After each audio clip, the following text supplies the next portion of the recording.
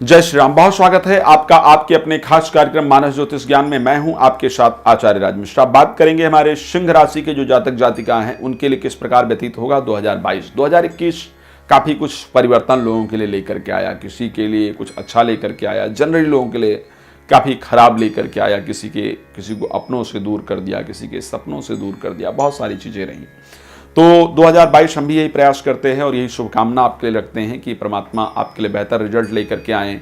ये जो राशि फल है वो किसी राशि के, बहुत सारे लोग पूछते हैं कि ये नाम पर आधारित है या हमारी डेट ऑफ बर्थ से जो राशि है उस पर आधारित है। मैं आपको बताना चाहता हूँ कि यदि आपकी डेट ऑफ बर्थ से सिंह राशि है या आपकी नाम से सिंह राशि है या आपका लग्न सिंह है, तो इन तीनों चीज़ों पर ही ये जो राशि फल है वो आपके लिए बहुत अच्छा प्रभाव देने वाला है। चलिए बिना विलंब किए हुए चर्चा करते हैं कि स्टार्टिंग में आपके ग्रह कहां कहां पर होंगे और क्या होंगे इस वर्ष के हाइलाइटिंग्स पॉइंट आपके लिए। उपाय पर भी निश्चित रूप से चर्चा करने का मैं प्रयास करूंगा। इस वर्ष में प्रारंभ में केतु और मंगल आपके 4th हाउस में गोचर करेंगे, राहु 10th हाउस में आपके गोचर करेंगे, बृहस्पति 7th हाउस में गोचर करेंगे, सूर्य और शुक्र का गोचर आपके 5th हाउस में होगा, शनि और बुध का जो गोचर है वो आपके 6th हाउस के अंतर्गत होगा।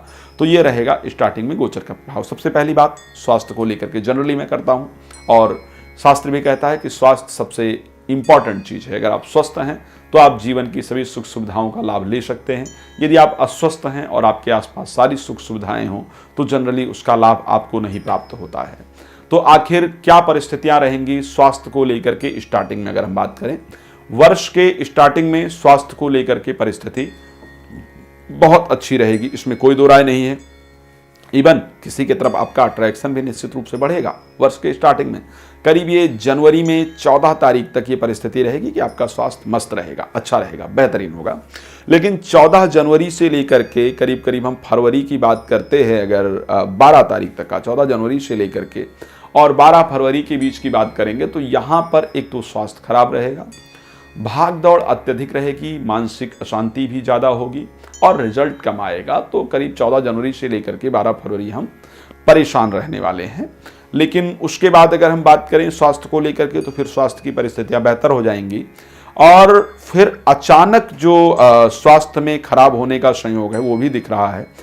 14 मार्च से लेकर के, ध्यान रखिएगा, 14 मार्च से लेकर के और 14 अप्रैल का जो समय होगा, 14 मार्च से 14 अप्रैल का जो समय होगा वो स्वास्थ्य की दृष्टि से बहुत खराब होगा। यहाँ पर अचानक प्रॉब्लम स्टार्ट हो जाएंगी और आपकी परिस्थितियाँ खराब होंगी।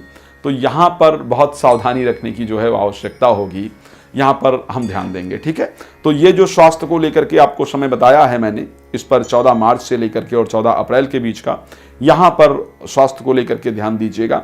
बाहर का किसी का दिया हुआ कुछ खाइएगा नहीं, इस समय पर परिस्थितियां आपके लिए खराब होंगी। दूसरा, स्वास्थ्य को लेकर के और कौन सा समय होगा जब ध्यान देने की आवश्यकता हमारे लिए बनेगी? 16 जुलाई से लेकर के, नोट कर लीजिए प्लीज, 16 जुलाई से लेकर के और 17 अगस्त के बीच में, 16 जुलाई से 17 अगस्त, इस टाइम पर भी स्वास्थ्य को लेकर के परिस्थिति आपकी अच्छी नहीं रहेगी। चलिए, ये तो हो गया स्वास्थ्य की बात। अब बात करते हैं कार्य क्षेत्र को लेकर के। कार्य क्षेत्र में किस महीने क्या परिस्थिति आपके साथ होने वाली है उसको लेकर के एक बार बात कर लेते हैं। जैसा कि कार्य क्षेत्र को लेकर के जो परिस्थितियां आपके लिए दिख रही हैं, वो जो कार्य क्षेत्र को लेकर के स्टार्टिंग समय होगा वो निश्चित रूप से आपके लिए बेहतर होगा, इसमें कोई दिक्कत नहीं है। लेकिन 27 फरवरी से लेकर के 31 मार्च के बीच में लोग बड़े षड्यंत्र करके अपनी कुटिल चालों के माध्यम से आपके नौकरी इत्यादि में दिक्कत पहुंचाने का प्रयास करेंगे, षड्यंत्र इत्यादि करेंगे, बाधा इत्यादि पैदा करेंगे और आई थिंक कामयाब भी होंगे बहुत सारी जगह पर वो जाकर के। तो आपको यहाँ पर सावधान रहने की आवश्यकता होगी। व्यापार इत्यादि में भी आपको नुकसान पहुंचाने का प्रयास करेंगे, तो यहाँ पर भी आपको सावधान रहने की आवश्यकता होगी। तो ये परिस्थितियाँ आपके लिए होने वाली हैं। हम अगर बात करें तो ये मैंने बताया 27 फरवरी से लेकर के 31 मार्च के बीच में ये परिस्थिति रहेगी। उसके बाद 31 मार्च के बाद जो है वो कार्य को लेकर के परिस्थिति आपकी अच्छी होगी और आप मेहनत करेंगे, उसका अच्छा रिजल्ट भी प्राप्त होगा आपको। ये रहेगा 31 मार्च से लेकर के 27 अप्रैल के बीच में। लेकिन 27 अप्रैल से लेकर के और 23 मई के बीच में आपकी परिस्थिति काफ़ी खराब रहने वाली है, स्पेशली कार्य को लेकर के देखा जाए। आत्मविश्वास काफ़ी कम हो जाएगा, इस बीच में कॉन्फिडेंस लेवल काफ़ी डाउन हो जाएगा और नौकरी इत्यादि में जो प्रमोशन आपको मिलना था वो किसी और को मिल सकता है और आपको नहीं मिलने से मन व्यथित रहेगा। उसके साथ साथ कार्य में एक बार सब कुछ नष्ट होने का जो संयोग, जैसे हम कार्य सब कुछ कर रहे हैं, सब कुछ बहुत अच्छा चल रहा है, लेकिन अचानक कुछ ऐसा हुआ कि सब कुछ खराब हो गया, तो इस प्रकार की परिस्थिति यहां पर हो सकती है। यहां पर आप अगर बिजनेस वगैरह भी कर रहे हैं, चाहे छोटा बिजनेस है या बड़ा बिजनेस है, तो आपको अपने डिसीजंस और बहुत सारी सावधानियों की यहां पर आवश्यकता होगी। तो ये समय आपके लिए कौन सा होगा?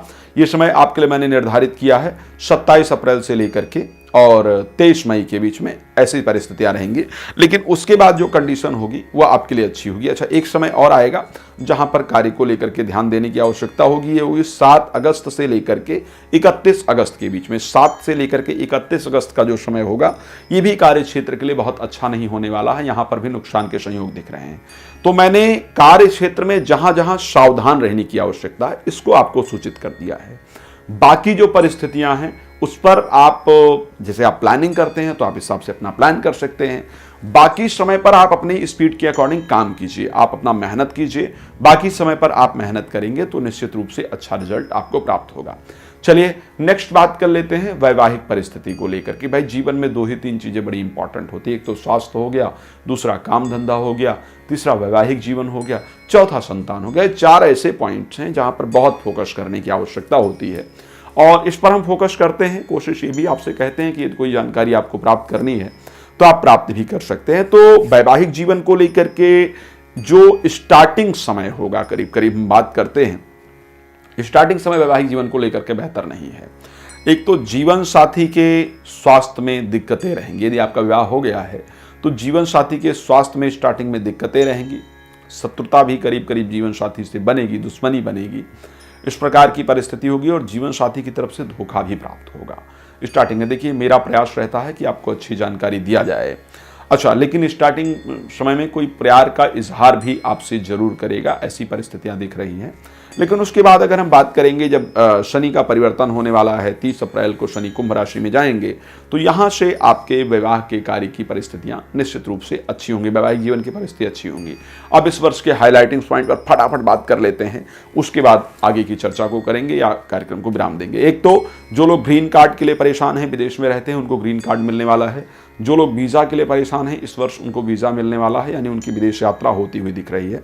सेकंड चीज, जिनकी शादी नहीं हो रही, हाईलाइटिंग पॉइंट ये है कि उनकी शादी इस वर्ष होने वाली है। चौथा, अगर हाईलाइटिंग पॉइंट इस चीज को लेकर के देखा जाए, स्वास्थ्य जिनका बहुत ज्यादा खराब रहता था, इस वर्ष स्वास्थ्य में भी सुधार होने का संकेत दिख रहा है।